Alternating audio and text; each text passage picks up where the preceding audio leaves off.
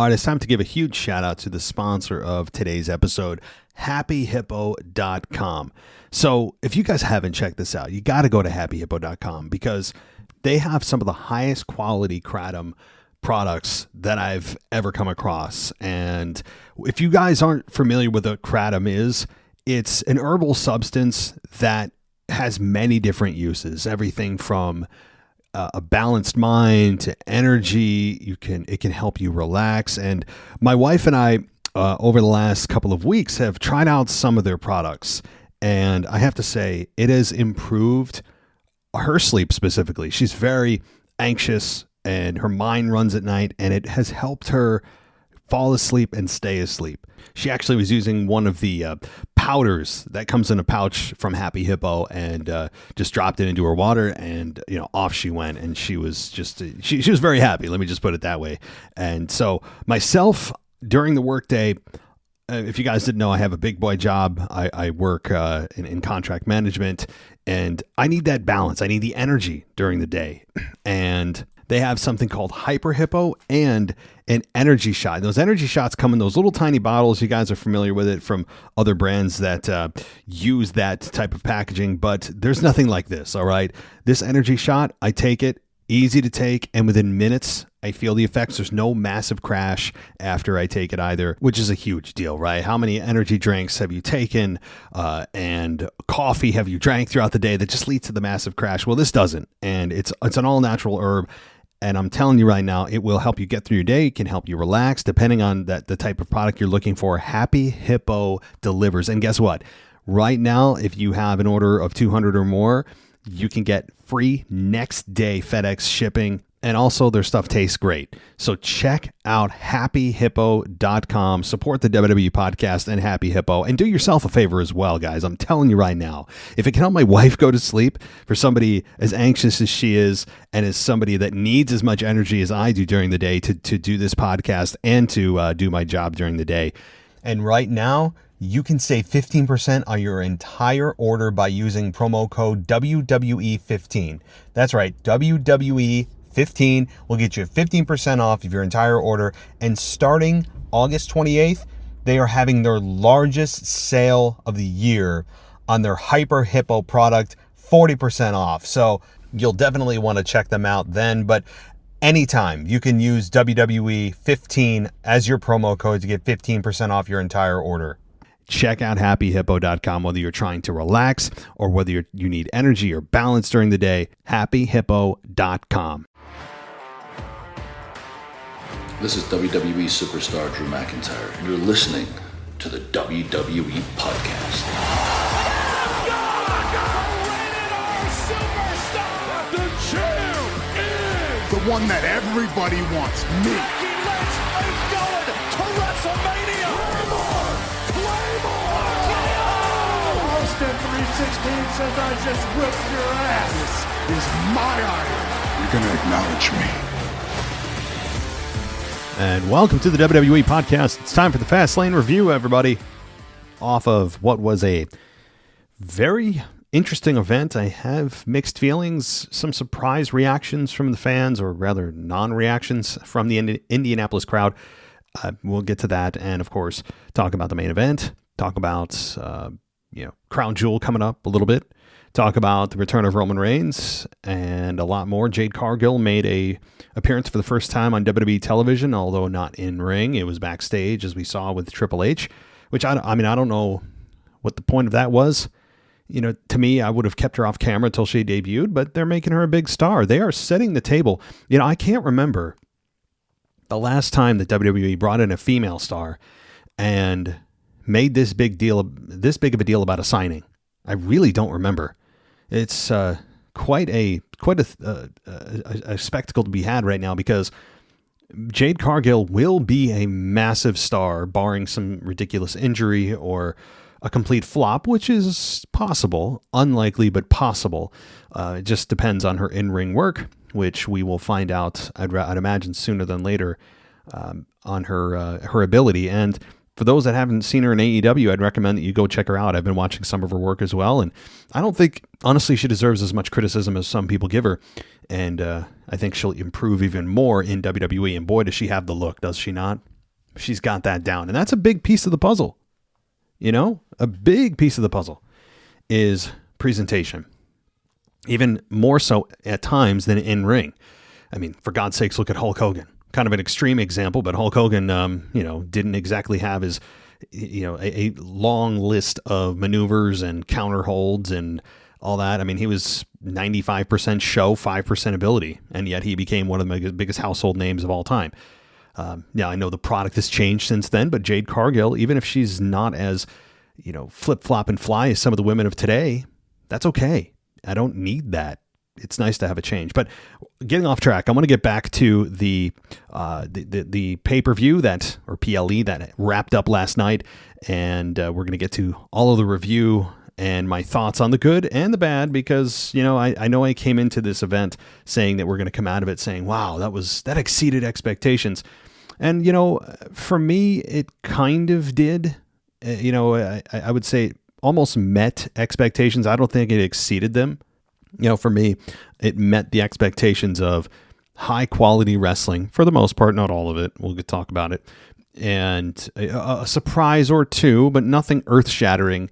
And, a hot crowd for the most part that helped out the event, and Michael Cole on commentary, and I give him credit every time. And I think, that when Michael Cole eventually retires, he is going to be missed. As much crap as he gets and unfairly compared to Jim Ross that he gets, I think we are going to miss him, because boy, is he good at what he does. So with all that wrapped together, I think we got generally a good event. And, I do want to welcome you guys to those of you who have joined Patreon over the last several days. Welcome to the show. We're going to be adding something called community chats. So that'll be something that will be for patrons only, and maybe only for the higher tier of SmackDown and above. So it's something called community chats, which is basically, it's a new feature Patreon's rolled out. And basically what it does is give you direct access to me via a chat or other patrons. So we're going to look at that. I'm thinking about adding that in the next few days. So check that out. And if you haven't joined us on Patreon, man, what a time to do it, because you get a week for free. If you want everything ad free, patreon.com/WWE podcast. There's a 7-day free trial, and exclusive shows, including the Adult After Dark show hosted by Anthony DeMarco. Recommend you check that out. So, man, all right, let's dive right into the event. And, I'm not sure where to start. My brain wants to start with the main event, so I guess we'll go with my brain, but there's a lot more I want to talk about. Now, since it's the most fresh on my mind, Seth Rollins and Shinsuke Nakamura ending the show was the right call. I had said that if the tag team match with John Cena and LA Knight ends the night, then Roman Reigns probably returns. But with them promoting Roman Reigns returning this Friday, it was all but a certainty that Roman was not appearing at this event. So we finally get our undisputed champion, who's going to return from hibernation this Friday in Tulsa, Oklahoma, on SmackDown to talk about the bloodline and where he goes with the bloodline and his next opponent, and if Jimmy's still in the bloodline and all that. I honestly don't even care if Jimmy's in the bloodline anymore. I think I've moved past that. Many of us have with the intra-family Civil War stuff. As good as it was, it's just run its course. It's done. That should not be the story. Roman should address it briefly, but it should not be the focal point of Roman Reigns' story moving forward. And I mean, imagine if Roman and Jimmy had a match. Like, that'd be ridiculous. Like, so the interest level there from fans is at an all-time low when it comes to who's in the bloodline, who's out of the bloodline. I think it's just time to move on to external opponents and give guys outside of the immediate family an opportunity to compete for the belt that we're told is the most prestigious in WWE, yet it is defended the least. And the champion appears every few months at this point. So it's just getting egregious, as I've mentioned many, many times. So let's talk about the main event, as I said. Seth Rollins and Shinsuke Nakamura. Now, going into this match, you knew going into this match it was going to be violent. It was going to be fun. It was going to be tough to watch at times, and it checked all of those boxes. And then some. I think it delivered in a big way, and I was glad that WWE addressed the Damian Priest cash-in before the match, where Damian was backstage with his knee injury, and Rhea said not tonight, even though Damian wanted to. And you knew immediately, it's one of two things. Either this was WWE addressing the elephant in the room that this is a perfect opportunity for Damian to cash in and the fans' expectation of that and putting cold water on it, or it was a red herring. It was a way to get you off the beaten path of, Rhea saying don't do it. And the fans are like, oh, I guess they're not going to do it. And then the opposite happens. So I was, it's obviously one of the two, and we got the former with Damian Priest not cashing in. I didn't hate it. I was wrong. I'll only half wrong because I thought Seth Rollins would retain, but ultimately Damian Priest would come out as World Heavyweight Champion. So half right, as a lot of fans probably were last night. And again, the match itself was just a joy to watch and excruciating. The bumps they took were sometimes unnecessary. And, this idea that Seth Rollins' back is hanging on by a thread it's a fun narrative. I said it was something that you could actually feel at home and sympathize with. But even if Seth Rollins' back was not injured and he was 100% healthy in his back, no issues, no pain, nothing, it would still be detrimental. I mean, like, you could create an injury from someone that doesn't even have a back injury. So the idea that this was supposed to be Seth Rollins' back hanging on by a thread, well, if it really was, his back would have been snapped in half within 5 minutes of the match. Even somebody who was healthy would have had a back injury coming out of that. But that's neither here nor there. It's not a complaint, just an observation. But that said, Shinsuke and Seth delivered, and the bumps they took, as I mentioned, were tough to watch. Sometimes, Shinsuke with the Kinshasa on Seth at one point I thought might end the match. There were 2 or 3 stomps in the match that I thought would end it, and Shinsuke ended up being able to come back and make the 9 count, which is expected. That's very much a the dynamic of a last man standing match is those that are get hit with finishes often make the 9 count and just make it before they lose and keep the match going. So that happened a lot here. Now, if I was going to critique one thing, I think they overused finishes. Which is I think a chronic issue throughout wrestling in general. But this time, I think it was a little overboard with how many times, though. Now, to be fair, they weren't kicking out of finishes at a 3 count. They had to answer to a 10 count. So I guess that still is a saving grace. But if I had just one nitpick thing, it would be that Shinsuke got stomped 2 or 3 times and still got up, and took pedigrees on the outside and in the ring, and still got up, and all that. But again, it's a 10 count, not a 3 count. So I understand that from that perspective. But the people are talking about the bump that Seth took off of the I guess it was in the fan area and one of the aisles, and did a backdrop, or Shinsuke kicked him off of a little platform area, and he went into a crash pad. And it clearly was a crash pad because his body bounced off it like a king size bed. But you know what? So what? I mean, there have been crash pads used throughout WWE's history, sometimes so egregious it looks silly. I mean, it's just they set up spots throughout the arena that are clearly spots for matches. And it is what it is. Look, I'm all for the safety of the wrestlers. That's number one. So if they do the best they can to set it up looking like it's just a random place that they decided to, throw each other's bodies to the concrete floor, fine. I remember when Shane McMahon at WrestleMania 32, was it in Dallas against The Undertaker, when he took a bump off of the cell from Taker, and it was so obvious, like the crash pad wasn't even covered. It was clearly a crash pad.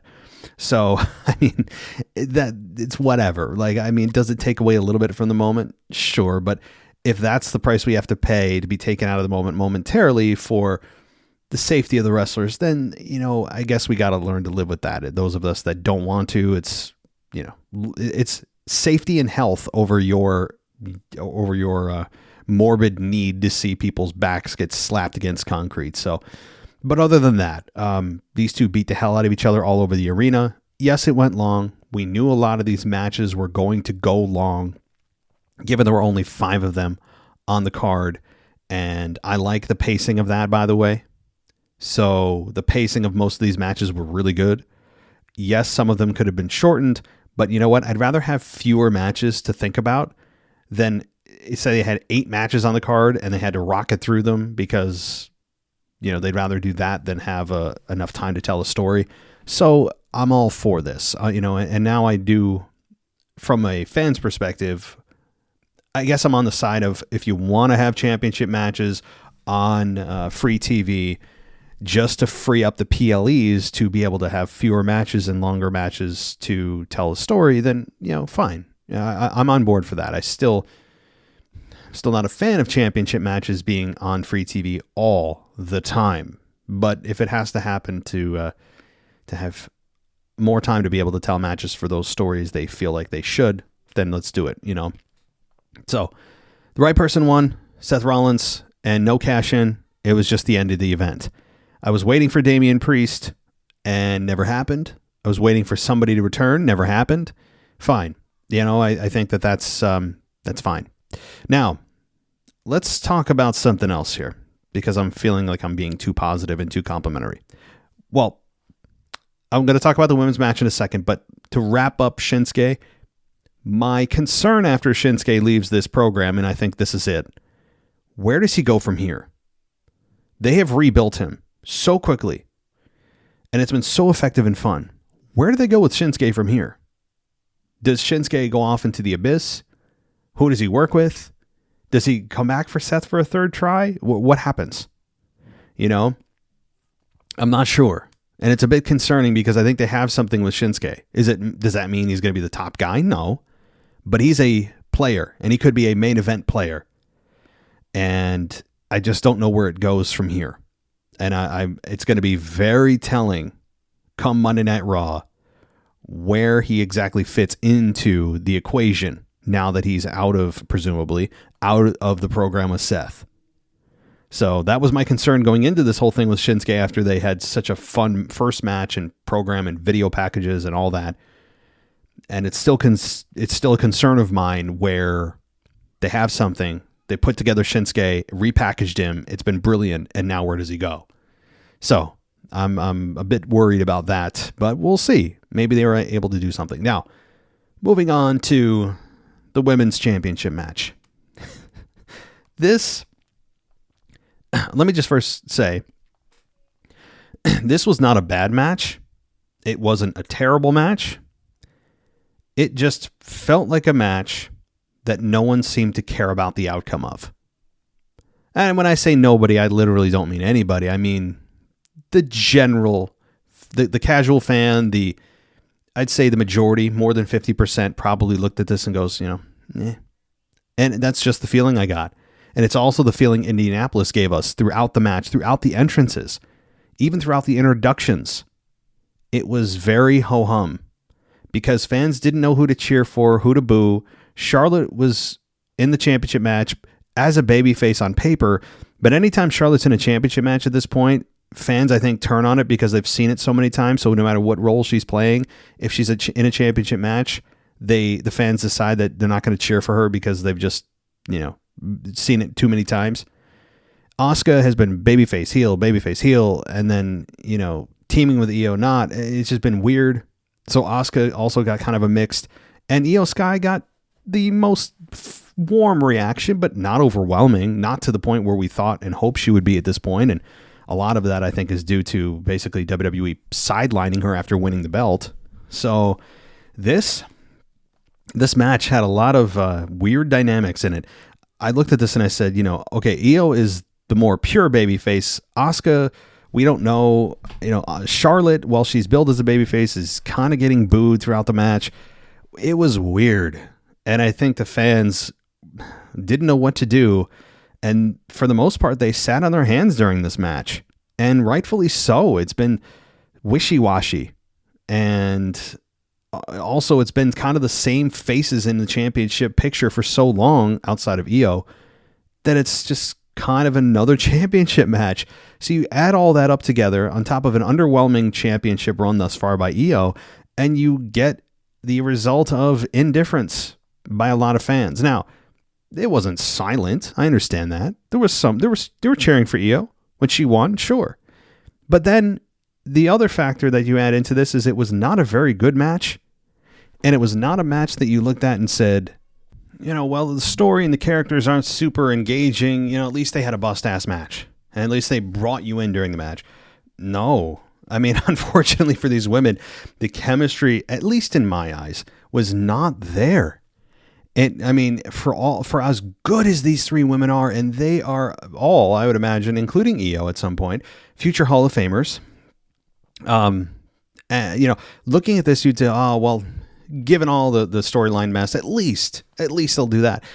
And they swung and missed. It wasn't a disaster. As I said, it wasn't embarrassing, but there was a lot of botches. Wow. I mean, Io not even hitting Asuka, yet Asuka falling to the ground, and the announcers trying to cover for them, saying, oh, a glancing blow.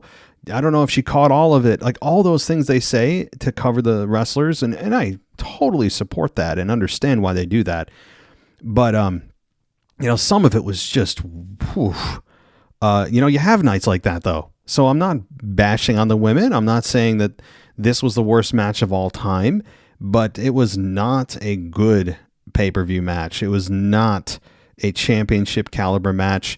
Didn't Charlotte hit, I think it was on SmackDown, not this event, but it was on SmackDown. She hit the natural selection. She hit natural selection. It looked like total crap. I mean, I don't know what's going on. It's almost sudden like they forgot how to wrestle with one another. The chemistry just fell apart. It's been just, again, not amateur hour, but not to the level that I know all three of these women are capable of. And, Io Sky winning, I picked Charlotte because that would, get her to 15 and closer to her father and all that. And there'd be, all of the pomp and circumstance that would surround that. Io Sky winning, though, I have no problem. Asuka never really had a chance. Io Sky made sense. I thought Jade Cargill was going to come out and confront Charlotte. That didn't happen. But you can do that down the line. Doesn't need to be rushed. And I have no problem with Io retaining. But now the question is, what do you do from here? And the answer is, you make Io feel like a real damn champion. You make her feel important. You give her segments to talk. The excuse of, well, she doesn't speak English that very well, all of that's out the window now with the formula that has been executed with Shinsuke. You don't need to do that exact formula, but it's one that works. And Io Sky actually speaks English much better than you think. I've seen her and heard her do it. So that's out the window. There's no reason now to not put your focus on Io. She won a big match on a big stage, and it wasn't a cash-in. She defended it successfully and fairly. And I think it's time to, put her in the spotlight and make her feel legitimate. All right, it's time to give a huge shout out to the sponsor of today's episode, happyhippo.com.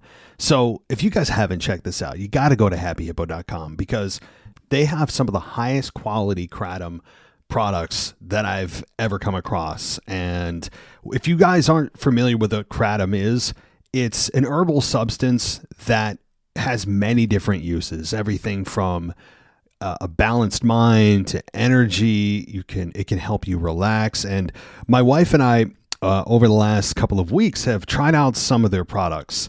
And I have to say, it has improved her sleep specifically. She's very anxious and her mind runs at night, and it has helped her fall asleep and stay asleep. She actually was using one of the powders that comes in a pouch from Happy Hippo and just dropped it into her water, and off she went, and she was just she was very happy. Let me just put it that way. And so myself, during the workday, if you guys didn't know, I have a big boy job. I work in contract management, and I need that balance. I need the energy during the day, and they have something called Hyper Hippo and an energy shot. And those energy shots come in those little tiny bottles. You guys are familiar with it from other brands that use that type of packaging, but there's nothing like this. All right. This energy shot, I take it, easy to take, and within minutes, I feel the effects. There's no massive crash after I take it either, which is a huge deal, right? How many energy drinks have you taken and coffee have you drank throughout the day that just leads to the massive crash? Well, this doesn't. And it's an all natural herb. And I'm telling you right now, it will help you get through your day. It can help you relax, depending on the type of product you're looking for. Happy Hippo delivers. And guess what?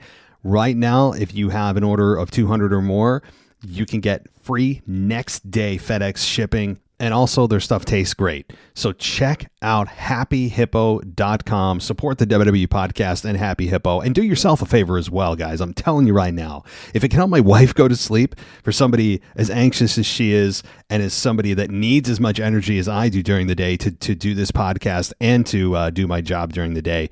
And right now, you can save 15% on your entire order by using promo code WWE15. That's right, WWE15 will get you 15% off of your entire order. And starting August 28th, they are having their largest sale of the year on their Hyper Hippo product, 40% off. So you'll definitely want to check them out then. But anytime you can use WWE15 as your promo code to get 15% off your entire order. Check out happyhippo.com, whether you're trying to relax or whether you need energy or balance during the day. Happyhippo.com. And like the focal point, and she hasn't. So that's what I hope comes of this, because this is a match that I wouldn't exactly put on my resume. If I were both Asuka and or Charlotte, I'd be just kind of ready to move on. And Bayley, though, Bayley was the X factor. She was told by Io to stay backstage. I thought when she came out that she was going to be the one to say, or be the one to turn on Io. Didn't happen, but she did throw Io back in the ring, and I said, "Uh-oh, that's going to be problematic." And it ended up being okay as she picked up the victory and retained. And Bayley once again doesn't have a pay-per-view or a PLE match, which is just kind of crazy. And she retained. So the funny part about this, or sad, or both, directly after this match, Pat McAfee comes out. Big reaction. And he starts putting over the Indianapolis crowd about how they're one of the crowds that appreciates when WWE comes to town. They're loud. They're not like some crowds that don't appreciate, wrestling when they come to town. And they don't sit on their hands. Well, actually, that's exactly what the crowd did the previous match. The crowd did exactly what Pat said that they don't do right before he came out. I mean, it was just hilarious but sad timing, as the crowd was generally quiet comparatively during the triple threat match for the women's title. So I said, Pat, what are you talking about? I just saw this crowd fall asleep during the previous match. And by the way, Pat, I love you, but the WWE fans are not obligated to cheer for something and be loud for something they don't care about. They care and they're passionate if they're spending their money, okay? If they're spending their money to come and take their time and bring family or friends and take the time out of their evening to come to an event, spend their hard-earned money for the event and the parking and the merch and the food, then guess what? We don't need to hear from you about fans that are quiet. Now, I'm the first to criticize a crowd as well when they don't add to a pay-per-view or any event where you said, man, the crowd was kind of dead. It hurt the event. I've said that before. But I'm a fan who is not a part of the company, that I can say that as a fan watching, it kind of sucks watching when a crowd is quiet. And conversely, when a crowd is off the charts, it absolutely adds to the events. Check out Puerto Rico. Check out Clash at the Castle last year. Check out, of course, WrestleMania. Anytime you go overseas, the crowds there are absurd. Saudi Arabia is on the list too. So, of course, it hurts when the crowds are quiet, but they're not obligated to do anything. They could, if they want, just sit there and be quiet if they wanted. But it's just one of those things that was poorly timed by Pat McAfee when we just saw the exact opposite happen in the previous match. It was just kind of funny. Now, Pat McAfee coming out and joining the commentary team, he's always fun. Pat McAfee is a joy on commentary. He's just himself, and that's what makes it great. He's not trying to be anything. Corey Graves and Michael Cole are good, but Pat McAfee and Michael Cole are better. And I miss Pat on the mic, but of course he's got a ton going on with his podcast and college football or college game day. And yeah, he's pulled in 40 directions. It sucks he can't be there on SmackDown every week. He became, part of our Friday nights, didn't he? Pat McAfee became like part of our lives every Friday night, and he was so much fun to watch, and he added so much to the program. And very rarely do announcers have that kind of effect on the events or on the presentation. But boy, did he really add so much energy. So, all right, well, what else happened? So John Cena and LA Knight versus the bloodline of Solo Sikoa and Jimmy Uso. This played out exactly as it needed to. And for my own ego, played out exactly the way I thought it would, other than Roman Reigns coming out. But you knew, again, once they started announcing Roman Reigns coming back Friday, you said, okay, yeah, he's not coming back tonight, which is fine. I didn't need him there. I thought it was a possibility, and it didn't happen. And this was solely focused on LA Knight. This was LA Knight's night, right? Weird, right? It was LA Knight's night, and the crowd was behind him. John Cena was introduced by Pat McAfee. LA Knight then followed, and he got a very big reaction from the audience. And then Solo Sikoa and Jimmy Uso come out, and they get their showering of boos. And it was a fun match that was designed around LA Knight getting the hot tag, as it should have been. LA Knight performed very well. That top rope jump superplex, I always watch with a careful eye because I know he botched it with Sheamus. And, I know right now he's under a microscope, and I get a little nervous when he tries to perform that move, but he did it perfectly. And him getting the victory over Jimmy Uso was the right call. It continues the momentum of LA Knight, and it puts him right in the crosshairs of Roman Reigns. I would imagine. Even if Jimmy isn't part of the bloodline officially, he's still, I think, indirectly a part of the bloodline's enemies list. So a lot of comments about Paul Heyman's hair, which is funny, I guess. That was mentioned more times than I probably needed to hear about Paul Heyman's hair turning gray and losing hair and all that. I think John Cena's bald spot is getting worse. And like, I shave my head because if I didn't, I would look ridiculous. Let me just put it that way. So I can speak on the hair loss community. I can speak on behalf of them. I understand the pain. But John Cena, you'd think with all the money he has that he would just get hair plugs or something. Yeah, that's a very expensive operation, not covered by any insurances. You would think that he would do that, given that he's in Hollywood and appearance is a big thing. But he doesn't. And the bald spot is getting worse and worse for John. But hey, I give John Cena all the credit in the world for coming back when he doesn't have to, having a match when he doesn't have to, taking bumps that he doesn't have to, and helping build a new star. And that is precisely what, legends, and John Cena is a legend, and legends at this stage of the game are meant to be. And that's not the focal point, but a ratings draw and helping build new stars. And that's exactly what this is for.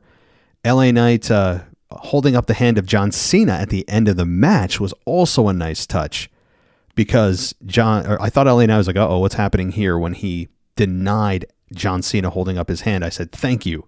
I was sitting there going, yeah, we don't need another John Cena endorsement. Okay. We don't, like Cody Rhodes. We don't need that. Cody always trying to endorse people like he's the one that can do the endorsing when he hasn't won a major championship in WWE, a singles championship in WWE. We'll get to that match in a minute. So it was nice to see LA Knight be the one to endorse John Cena. I said, nice touch. Clearly, WWE and LA Knight are listening to the fans' criticism of like, we don't need John Cena blatantly endorsing this dude who's 40 years old. They're the same age, or close to. But LA Knight had a good night. Him getting the victory over Jimmy was, again, the right call. Also, another nice touch about this match is Solo Sikoa not getting hit with a finish, not taking the pinfall. Solo didn't even get an AA get hit on him. He didn't have a BFT get hit on him, unless I turned and blinked and missed it. So that was also a nice way to protect Solo Sikoa and further the tension with Jimmy trying to get back in the good graces of Roman, who's returning Friday. Of course, Paul Heyman's on his phone and saying, call Roman Reigns and telling him we have a problem and all that kind of thing. So this is, it was a It was a perfectly laid out match. Was it an amazing match, one for the ages? No. But I didn't expect it to be. It shouldn't have been, and it wasn't, but it did exactly what it was meant to do. Help move LA Knight forward, get him the victory over Jimmy. You protect Solo by not having him get hit with a finish or take the pinfall. John Cena helps give the rub to LA Knight, being associated with LA Knight, having his biggest match to date. LA Knight, anyway, not John.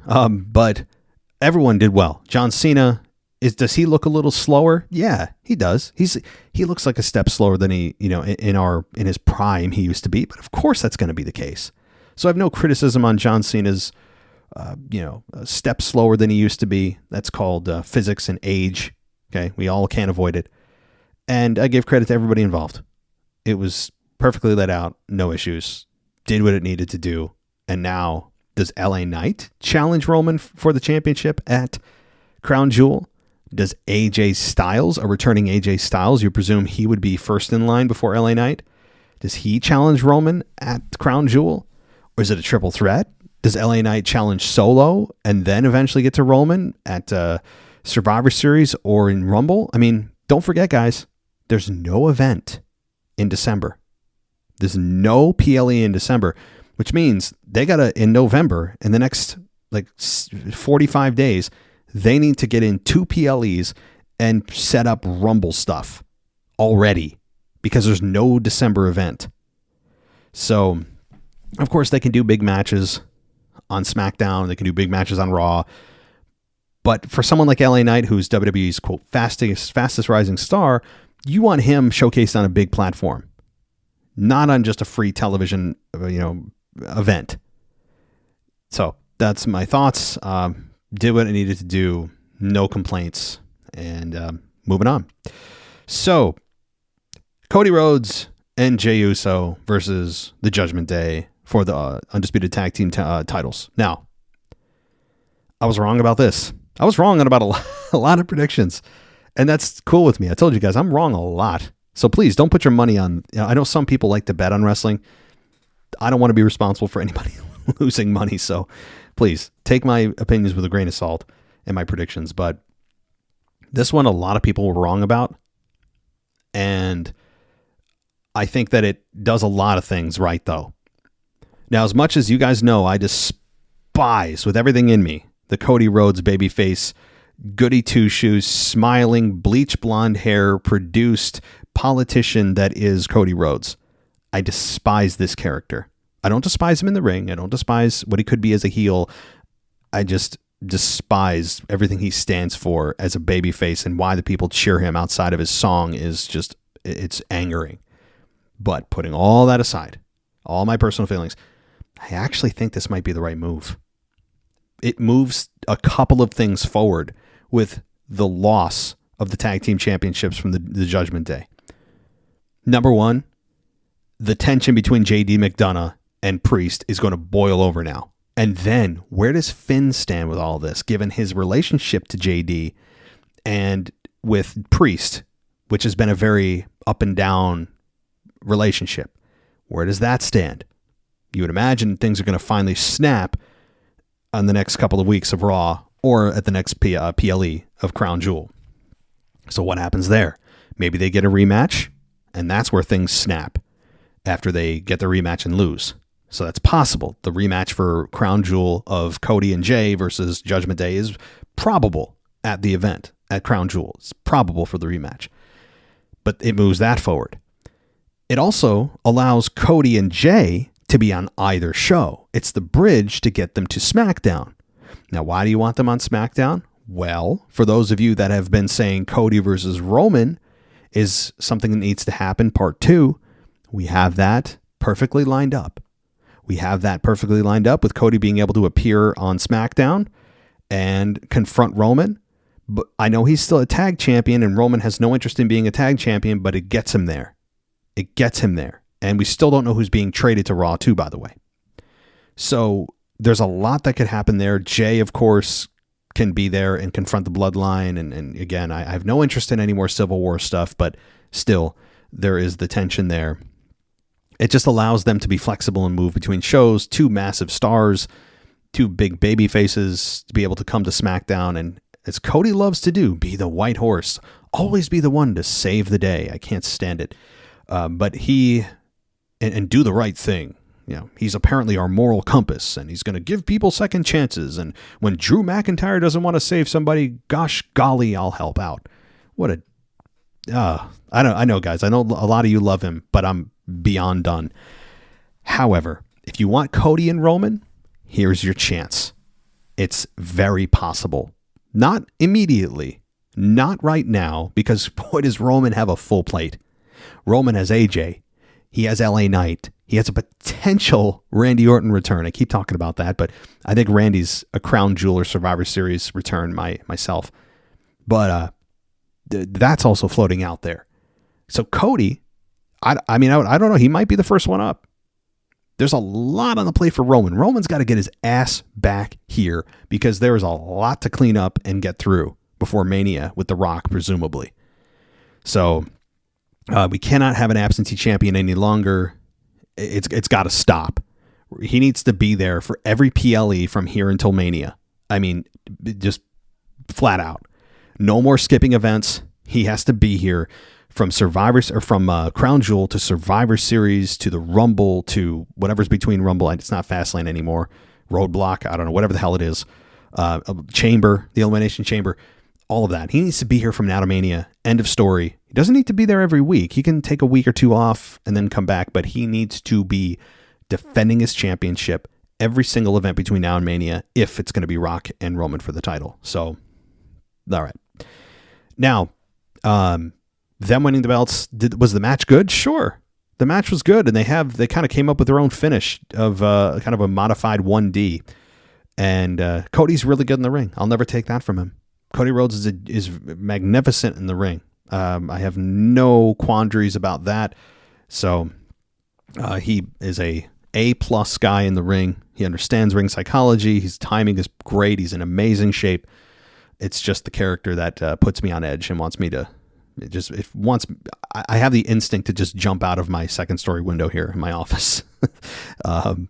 But that said, this to me it was actually the right move. I didn't think it would be.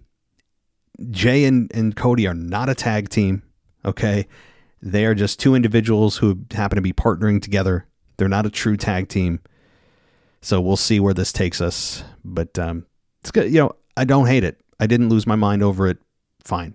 A lot of things can move forward from here. Now, Rhea Ripley seems to be also the new de facto leader, or it was actually announced, I think, by Michael Cole that she's the leader of the Judgment Day.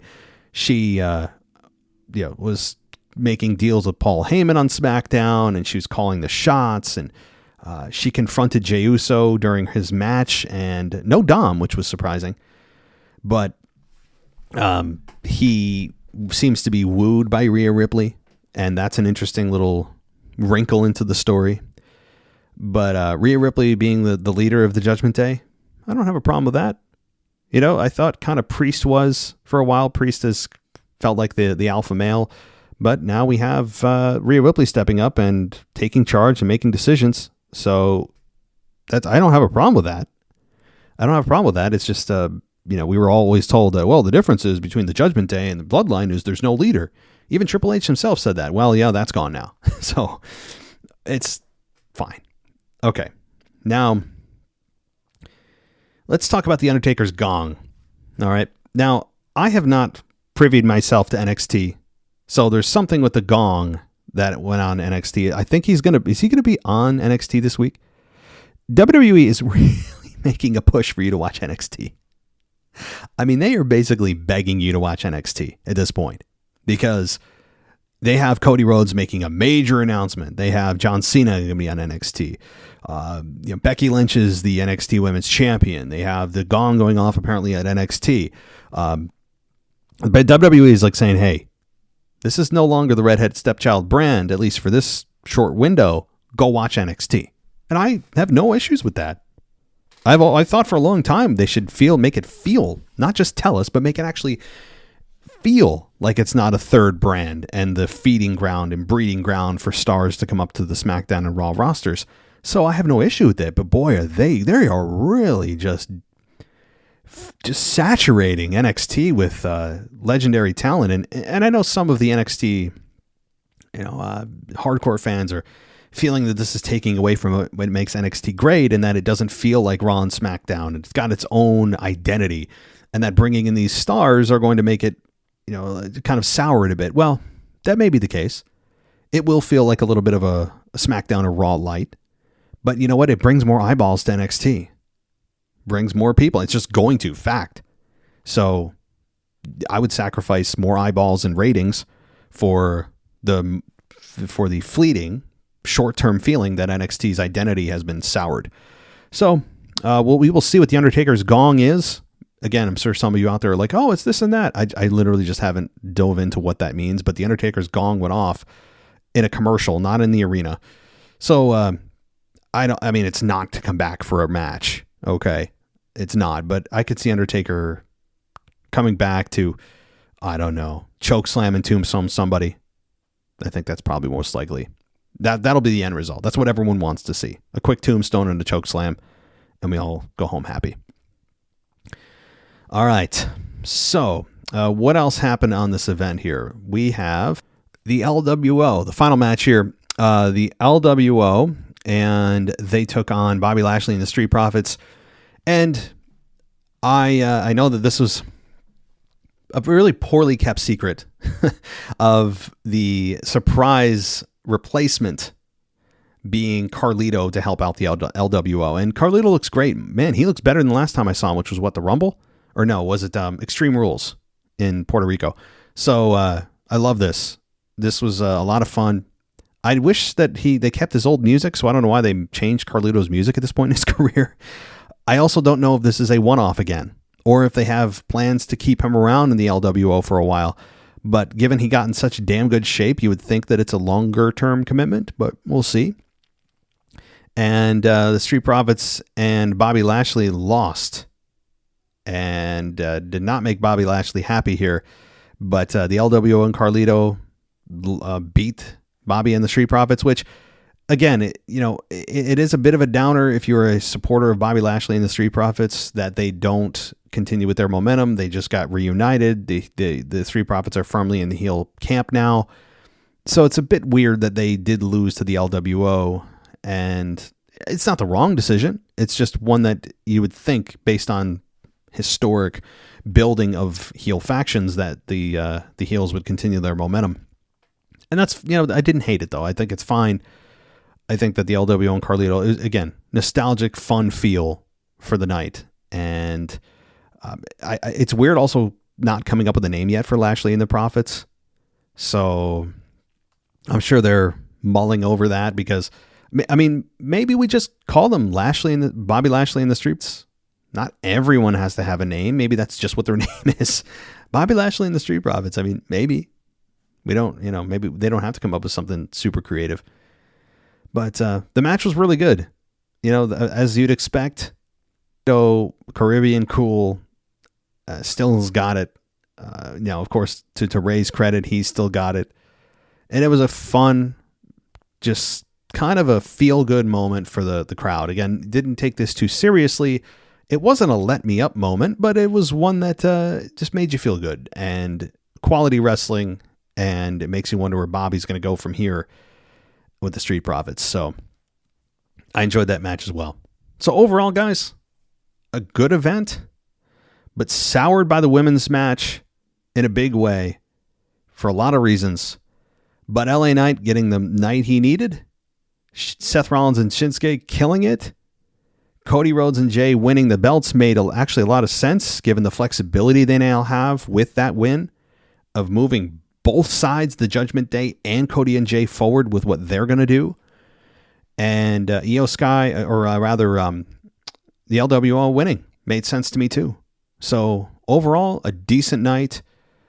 Some good returns by Pat McAfee and Carlito. Those were the two big, quote, returns for the night. And I think it's only going to get bigger from here, because now, after Crown Jewel on November 4th, we can now set our sights just barely into WrestleMania season, because things are usually set up very well.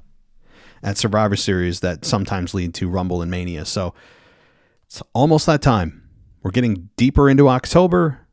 There's only 2 events left until Rumble. Wow, that's crazy to say out loud. But there are only 2 events now between now and the Royal Rumble. So we can start thinking about it a little bit. Not get crazy, but it's not out of our purview anymore. So you can see it on the horizon. So that's going to be it for me for the Fastlane review. I hope you guys enjoyed this. If you guys want to join me on the Patreon side of things ad-free, patreon.com/WWE podcast. There's going to be a lot of stuff coming up there. Another little video I'm going to do tonight for those of you on the Patreon side of things with some expanded thoughts on the event, just for a minute or two. And also on Apple Podcasts ad-free, you can do that. Or you can check out our podcasts everywhere that they're available. Spotify, Apple Podcasts, everywhere, WWEpodcast.com.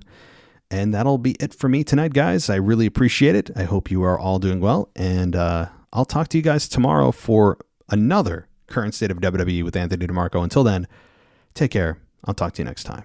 All right, it's time to give a huge shout out to the sponsor of today's episode, happyhippo.com. So if you guys haven't checked this out, you got to go to happyhippo.com because they have some of the highest quality kratom products that I've ever come across. And if you guys aren't familiar with what kratom is, it's an herbal substance that has many different uses, everything from a balanced mind to energy. It can help you relax. And my wife and I, over the last couple of weeks, have tried out some of their products. And I have to say, it has improved her sleep specifically. She's very anxious and her mind runs at night, and it has helped her fall asleep and stay asleep. She actually was using one of the powders that comes in a pouch from Happy Hippo and just dropped it into her water, and off she went, and she was just she was very happy. Let me just put it that way. And so myself, during the workday, if you guys didn't know, I have a big boy job. I work in contract management, and I need that balance. I need the energy during the day. And they have something called Hyper Hippo and an energy shot. Those energy shots come in those little tiny bottles. You guys are familiar with it from other brands that use that type of packaging, but there's nothing like this, all right? This energy shot, I take it, easy to take, and within minutes, I feel the effects. There's no massive crash after I take it either, which is a huge deal, right? How many energy drinks have you taken and coffee have you drank throughout the day that just leads to the massive crash? Well, this doesn't, and it's an all-natural herb. And I'm telling you right now, it will help you get through your day. It can help you relax, depending on the type of product you're looking for. Happy Hippo delivers. And guess what? Right now, if you have an order of 200 or more, you can get free next day FedEx shipping. And also their stuff tastes great. So check out happyhippo.com. Support the WWE podcast and Happy Hippo. And do yourself a favor as well, guys. I'm telling you right now, if it can help my wife go to sleep, for somebody as anxious as she is and as somebody that needs as much energy as I do during the day to do this podcast and to do my job during the day. And right now, you can save 15% on your entire order by using promo code WWE15. That's right, WWE15 will get you 15% off of your entire order. And starting August 28th, they are having their largest sale of the year on their Hyper Hippo product, 40% off. So you'll definitely want to check them out then. But anytime you can use WWE15 as your promo code to get 15% off your entire order. Check out happyhippo.com, whether you're trying to relax or whether you need energy or balance during the day. Happyhippo.com. Thanks for listening to the WWE Podcast. Don't forget to subscribe on your favorite podcast app so you don't miss a show, or head to WWEpodcast.com. And for all of these shows ad-free, head over to patreon.com/WWE Podcast. Until then, we'll see you next time.